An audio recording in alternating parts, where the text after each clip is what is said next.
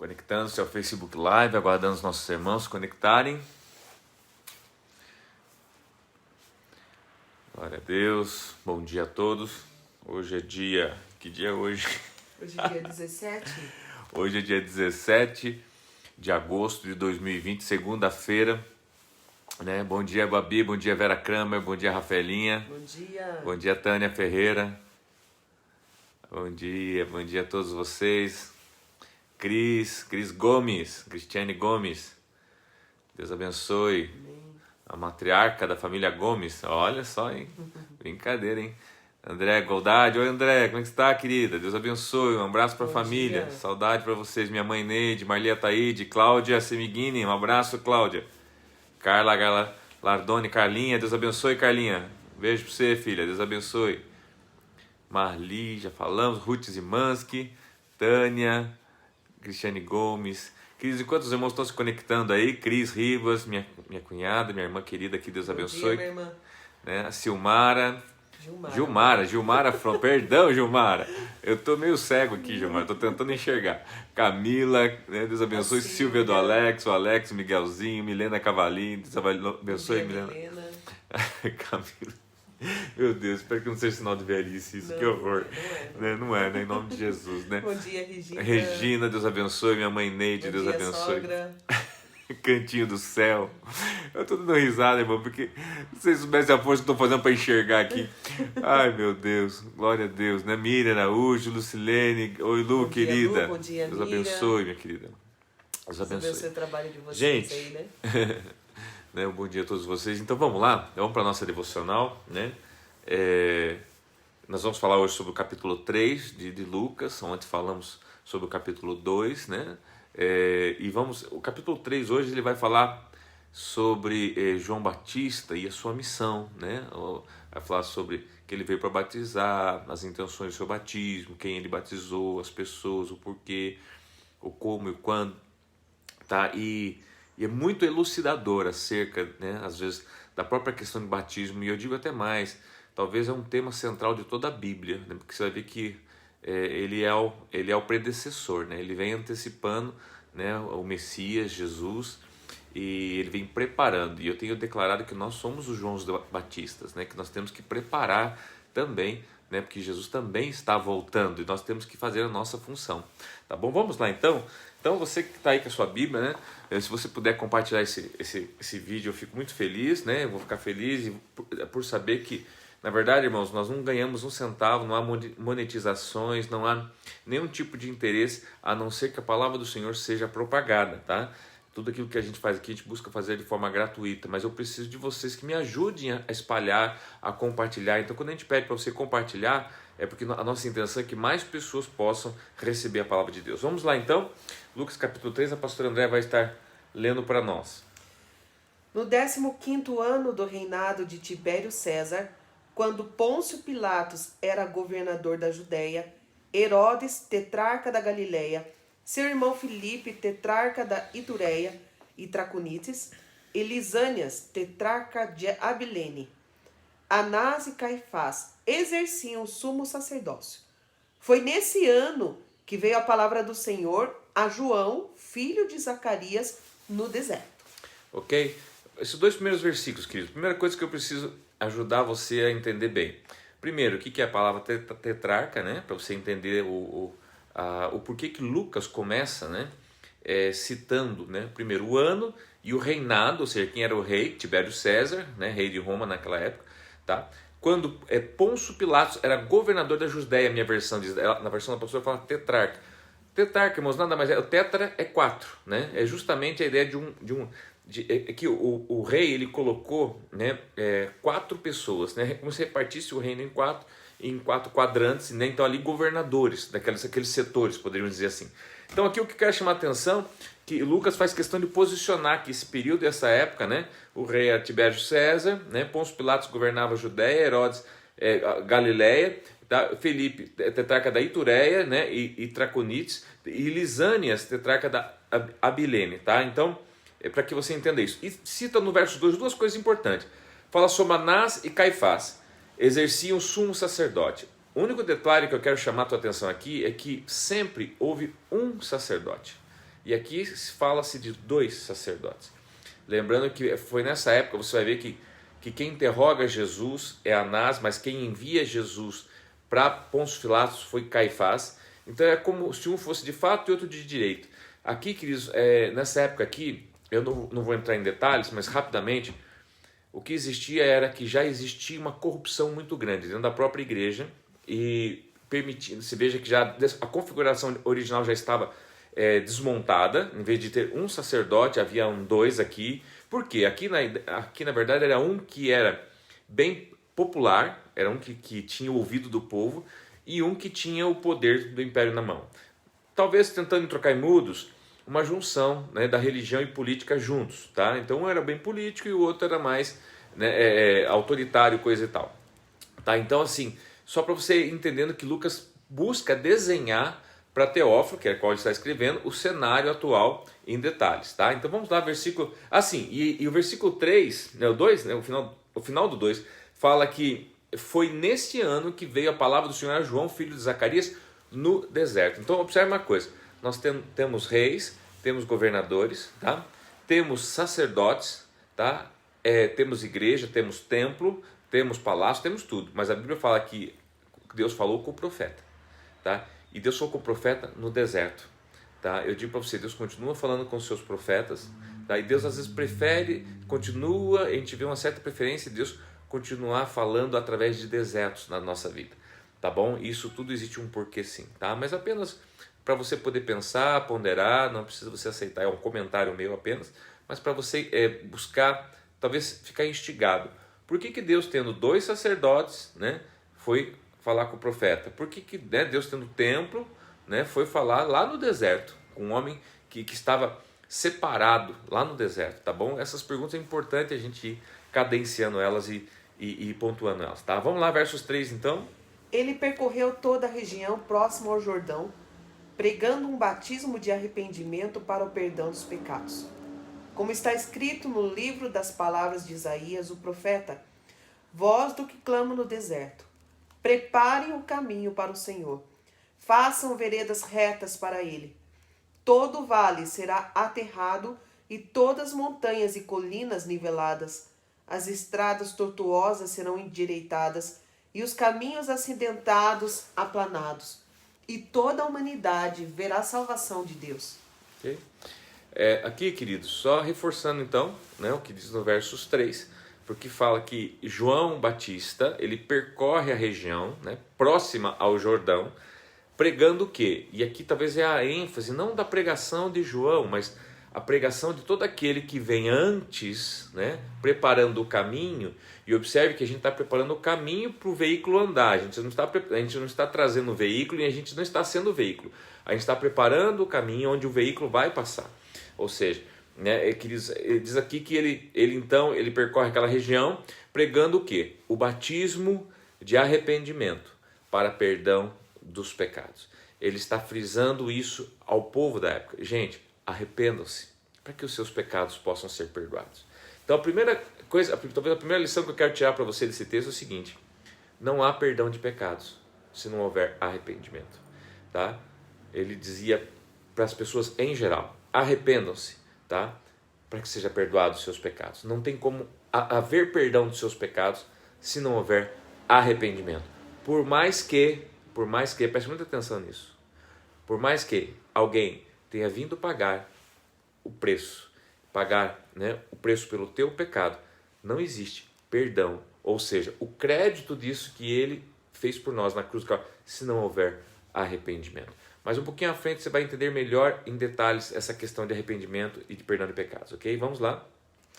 João dizia às multidões que saíam para serem batizadas por ele: raça de víboras, quem deu a vocês a ideia de fugir da ira que se aproxima? Deem frutos que mostrem o arrependimento. E não comecem a dizer a si mesmos: Abraão é nosso pai. Pois eu digo que destas pedras Deus pode fazer surgir filhos a Abraão. O machado já está posto à raiz das árvores, e toda árvore que não der bom fruto será cortada e lançada ao fogo. Então, observe que ele fala que sem arrependimento não haveria perdão, né? E agora no versos 8 ele fala assim que muitos de nós, irmãos, nós temos assim, o costume religioso de pensar o seguinte: eu me arrependo, né? E estou perdoado, graças a Deus. Mas observe que aqui ele está dizendo assim, frutos então se de arrependimento, né? deem frutos. Deem frutos. Um verdadeiro arrependimento não é só feito de uma decisão, e sim daí de uma produção. Exatamente. Quando você produz algo, né?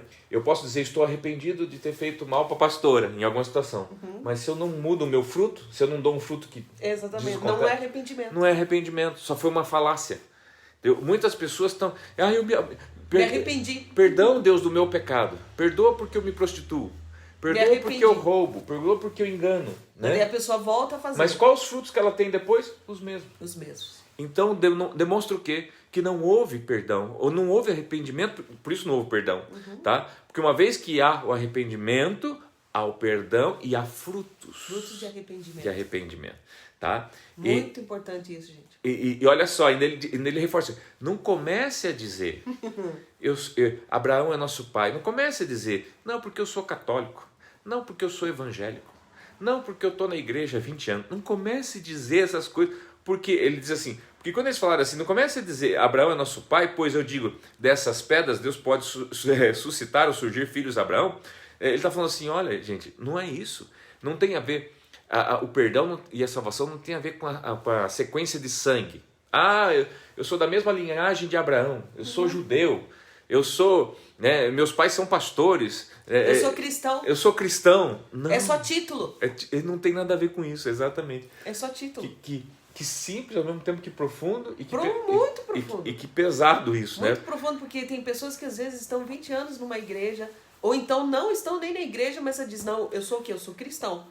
Mas assim, eu não tenho envolvimento, eu não produzo frutos, eu não sirvo a Deus, porque nossa missão é servir a Deus, né? Então a pessoa só tem um título. Eu sou cristão, eu de vez em quando falo com Deus, mas não tem fruto de uma vida compromissada. Que houve mudança, que houve mudança. Agora olha que interessante, as pessoas daí falam assim, eu vou para a igreja agora, eu não me batizei ainda porque eu não senti no coração.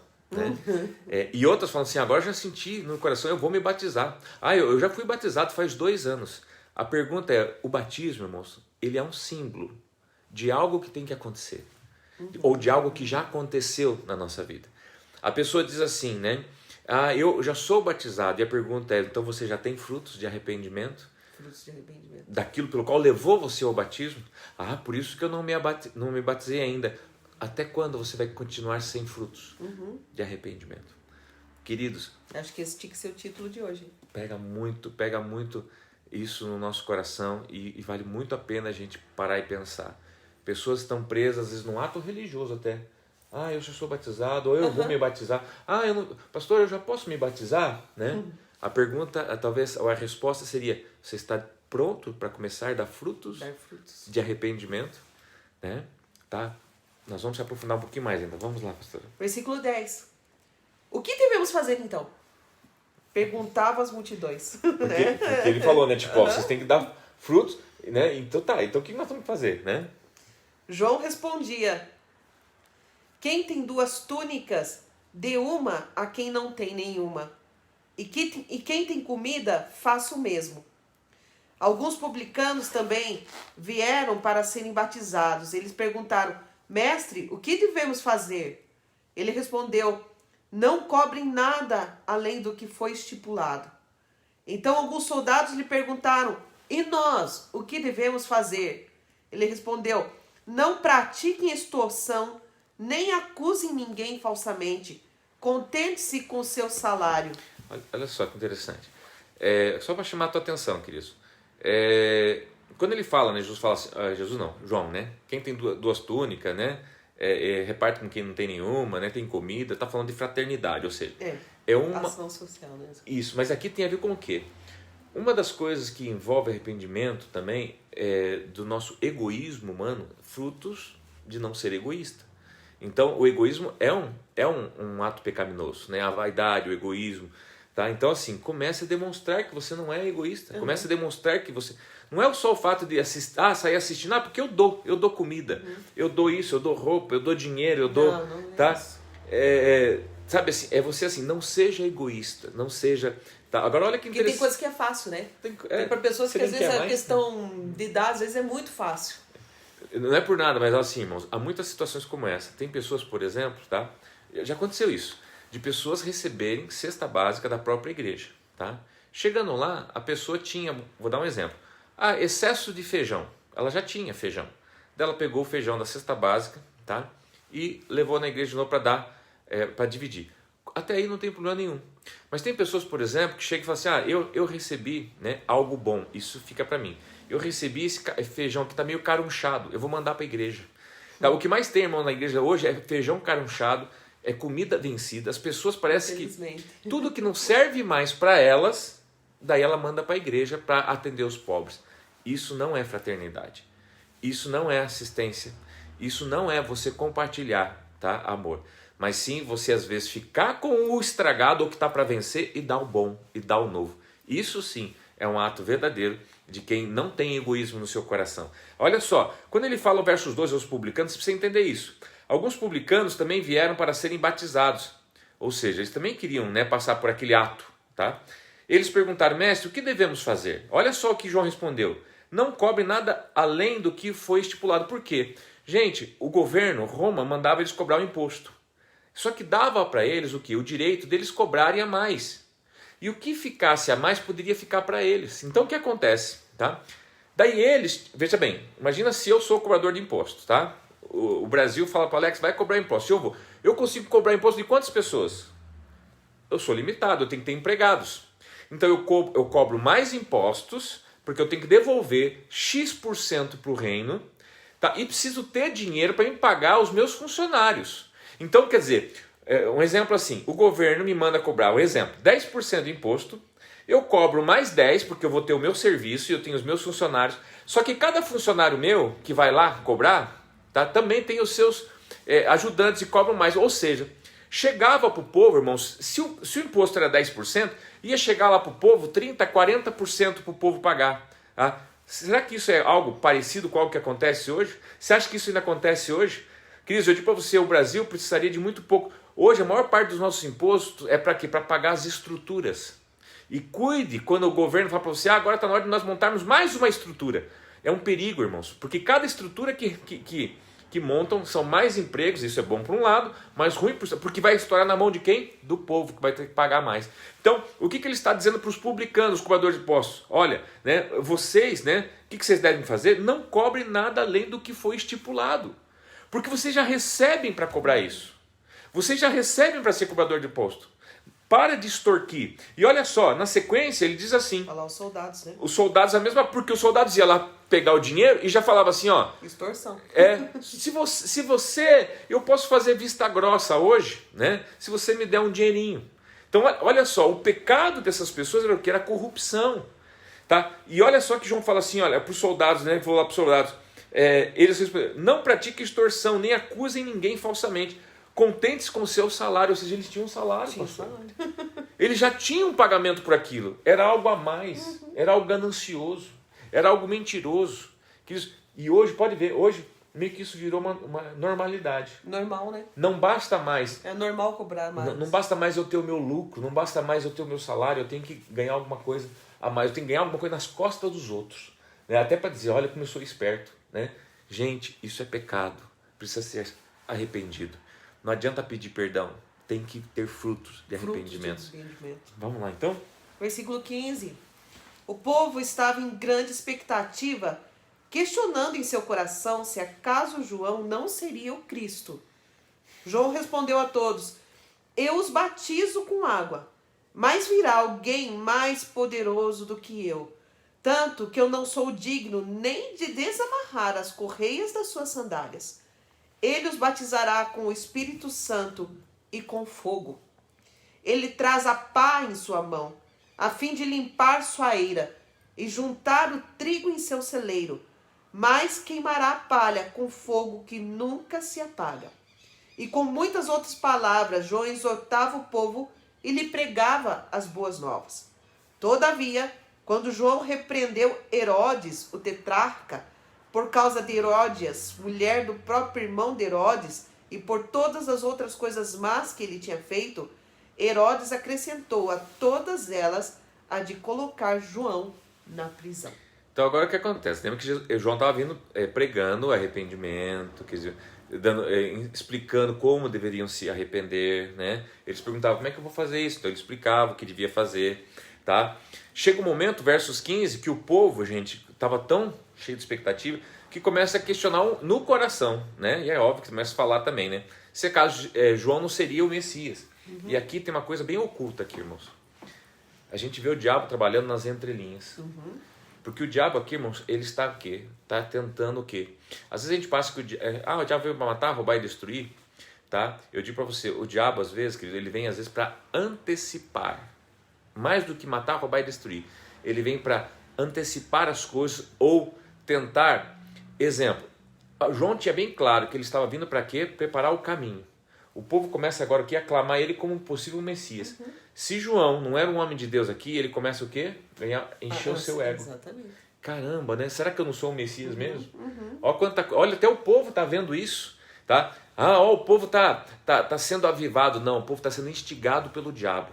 Para quê? Para tentar levantar um homem que não é para ser o homem levantado aqui nesse momento. Ao contrário, né? Confusão, por isso que Jesus falou assim, o que vocês estão vendo? Vocês estão vendo um caniço que balança, né, de um lado para outro, quando ele cita acerca de João, né? Queridos, João era alguém que vinha preparar os caminhos. Então, ou seja, hoje não é o pastor tal, o padre tal, o sacerdote tal, a igreja tal, somos todos Joãos Batistas que temos uma mensagem só, pastor. Pregar as boas novas, para que todos ouçam, se arrependam, tá? Para que um só seja exaltado, Jesus Cristo. E observe... Isso também é fruto de arrependimento, né? Fruto de arrependimento. Amém. Você proclamar o evangelho do Senhor, né? Porque tem gente simplesmente aquela questão, tem o título de cristão, mas eu não prego a palavra, eu não sou um discipulador. Eu fui discipulado, mas eu não discipulo ninguém. Eu não falo de Jesus para ninguém, ninguém sabe.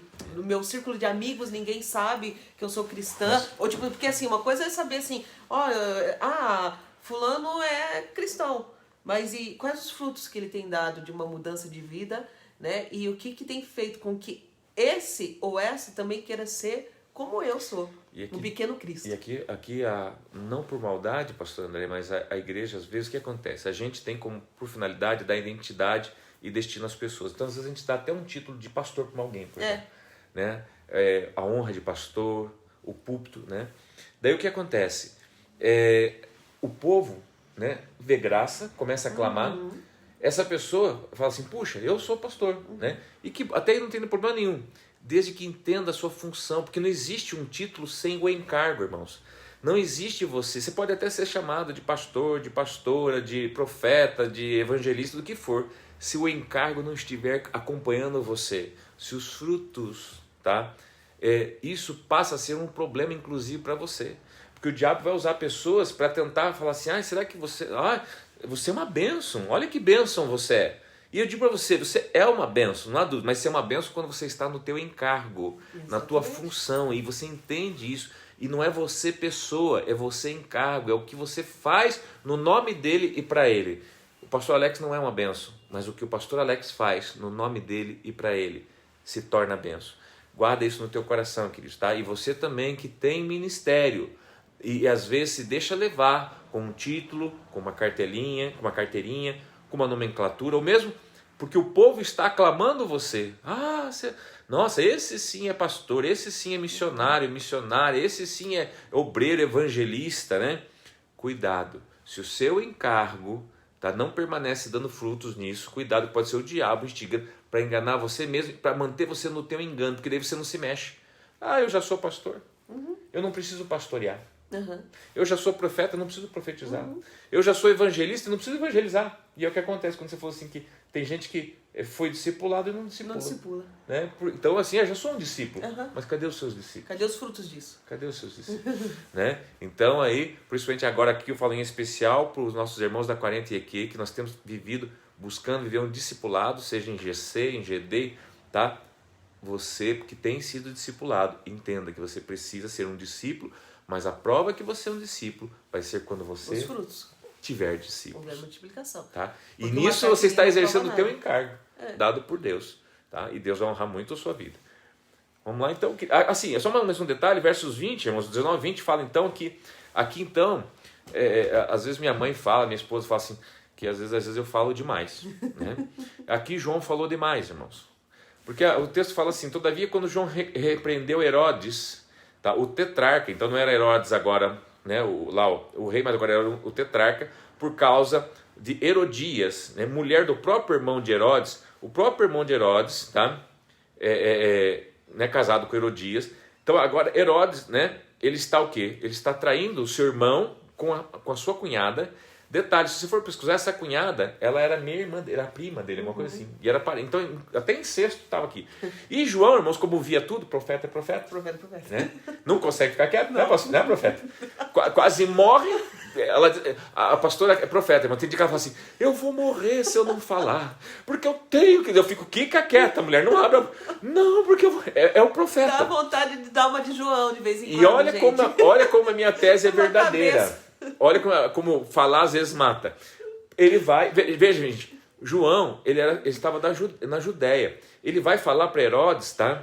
Que era casado da Herodias, tá? Que era casado com o irmão dele, que era da Galileia, ou seja, não era nem da cidade dele. É como se eu fosse me meter lá na jurisdição de outro. Foi o que João fez, tá? E olha só, então, diz assim, versos 20, Herodes acrescentou, vou ler de novo 19, todavia quando João repreendeu Herodes, o tetrarca, por causa de Herodias, mulher do próprio irmão de Herodes, e por causa de todas as outras coisas más que ele tinha feito, Herodes acrescentou a todas elas a de colocar João na prisão. Tá? Ou seja, ele vai... todas as coisas más, falou assim, então tá bom, já que eu sou tão mau já assim, que eu botar eu sou esse pecador, né? É o que muitas vezes fazem com a gente na igreja, pastor. Quando a gente quer falar pro povo se arrepender, deixar o pecado, em vez do povo entender que a gente quer o bem deles, eles fazem o quê? Vamos botar eles na cadeia, vamos botar eles no buraco, no seco, né? Vamos matar eles, bem isso. Entendeu?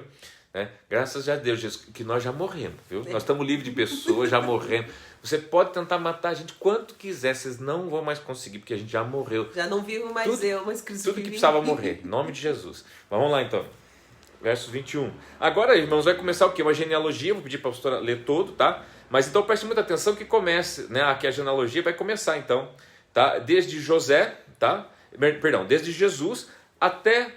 né? Adão e a Deus, tá? Você observe que a genealogia de trás para frente, a partir de Jesus, usando o seu pai José, de trás para frente, você vai ver que José, ele faz parte de toda uma linhagem sacerdotal também, tá? E chegando em Jesus. A pastora vai ler para nós. Quando todo o povo estava sendo batizado, também Jesus o foi. E enquanto ele estava orando, o céu se abriu. E o Espírito Santo desceu sobre ele em forma corpórea, como pomba. Então veio do céu uma voz, tu és o meu filho amado, em ti me agrado. Jesus tinha cerca de 30 anos de idade quando começou o seu ministério.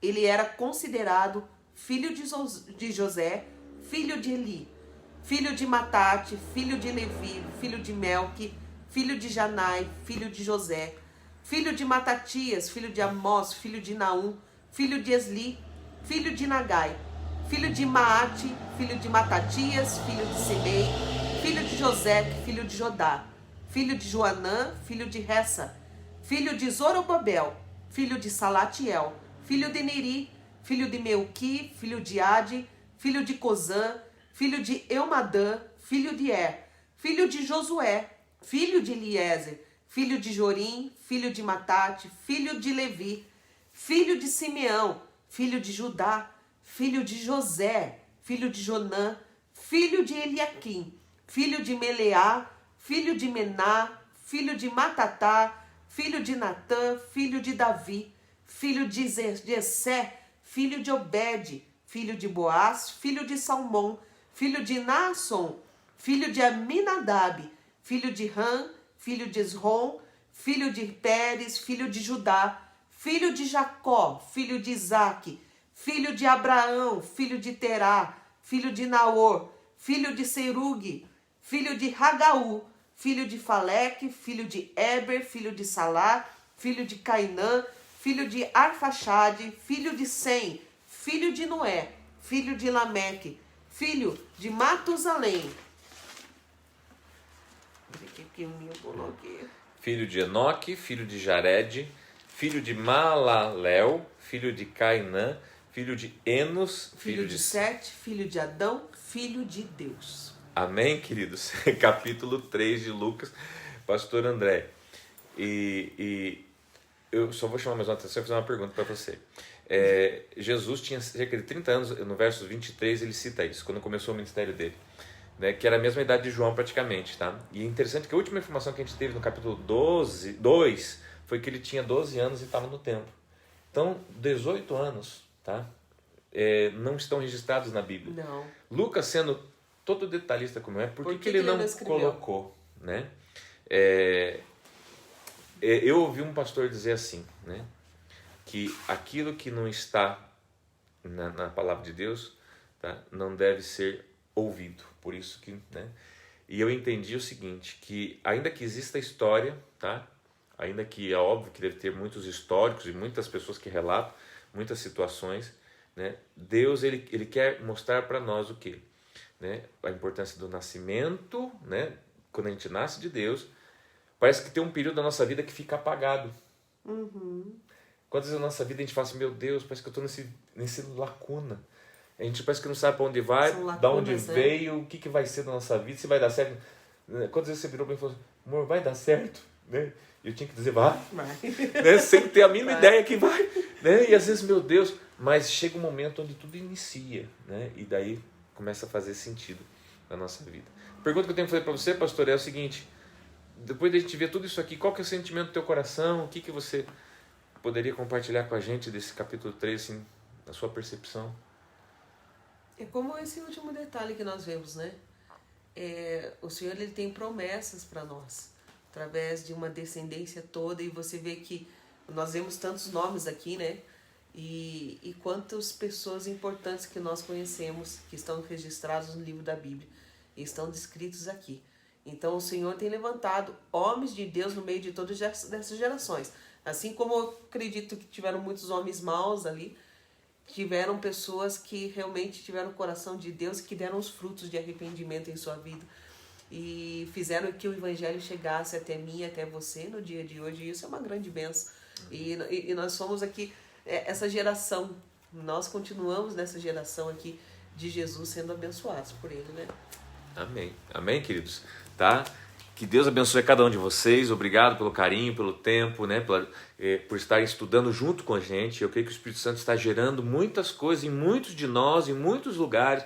Gente, a gente não faz ideia, porque assim, eu penso que eu aprendi alguma coisa, pastora também, mas quanta coisa você está aprendendo, Sim. Quanta coisa Deus está falando ao teu coração. Por isso que é importante esse momento, né? E esse tempo, mais do que qualquer coisa. Eu quero abençoar você nesta manhã, abençoar você nesse dia, essa semana, seja uma semana abençoada, e que Deus abençoe você, e até Amém. às 15 horas com a pastora Fabíola. Eu tentei escapar, né? Ele não deixou, gente. Não, irmão, eu acho que eu não quero mais, não. Agora ele tá bom. Não quero mais.